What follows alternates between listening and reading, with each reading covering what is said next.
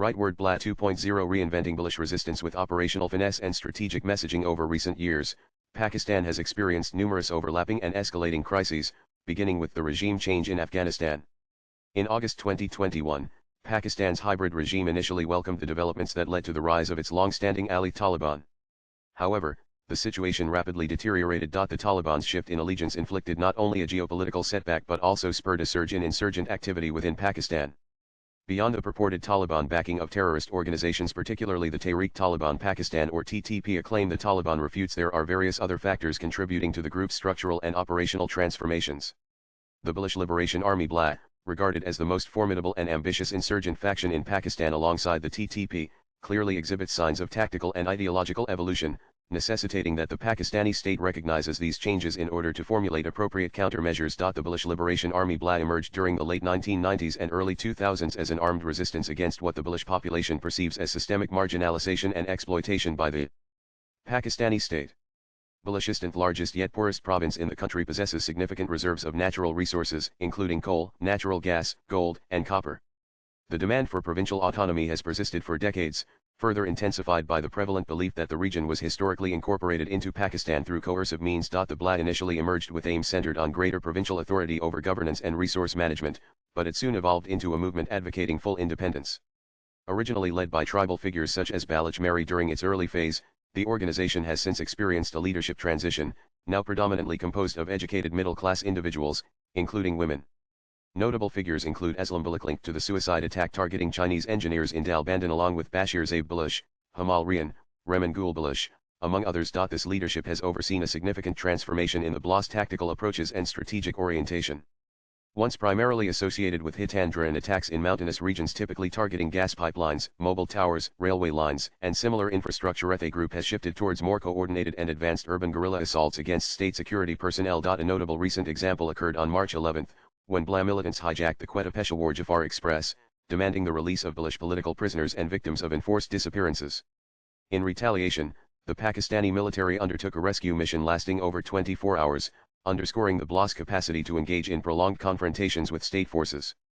Furthermore, the escalation of suicide attacks, especially since the reactivation of the Majid Brigade, the BLA's suicide unit in 2018, has added a new layer of lethality and strategic depth to its operations. These attacks have also included female combatants such as Shari Baloch, who killed 3 Chinese lecturers at the Confucius Institute at Karachi University in 2022. Such incidents, along with assaults on Chinese personnel and projects as well as Punjabi migrant workers, serve as deliberate strategic messaging by the BLA. They underscore the group's territorial claims and its willingness to indiscriminately target civilians it perceives as symbols of colonial domination and state-led exploitation. The notable expansion in the BLA's numerical strength, operational reach, and strategic standing must be understood within a broader, multifaceted context.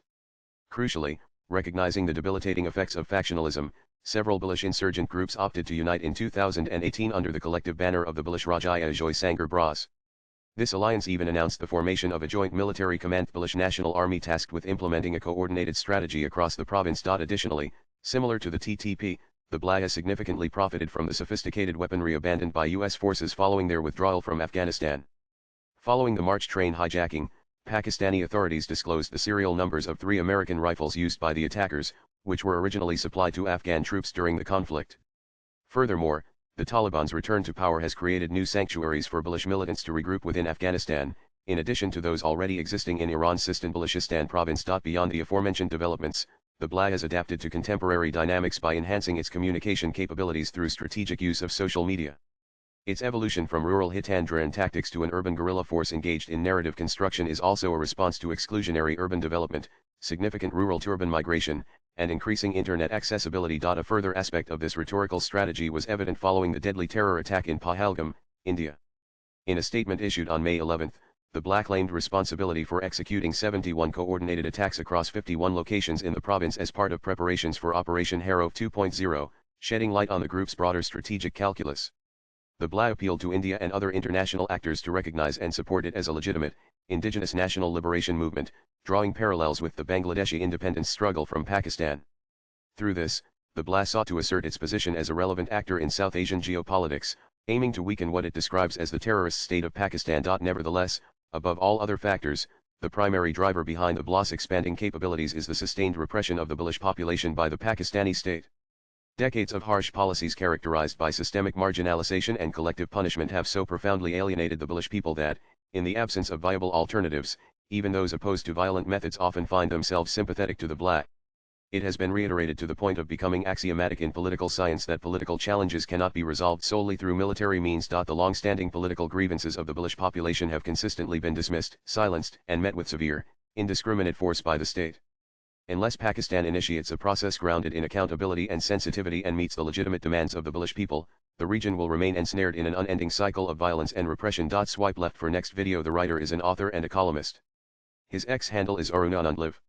Views expressed in the above piece are personal and solely those of the author. They do not necessarily reflect News 18's views. Latest blogs.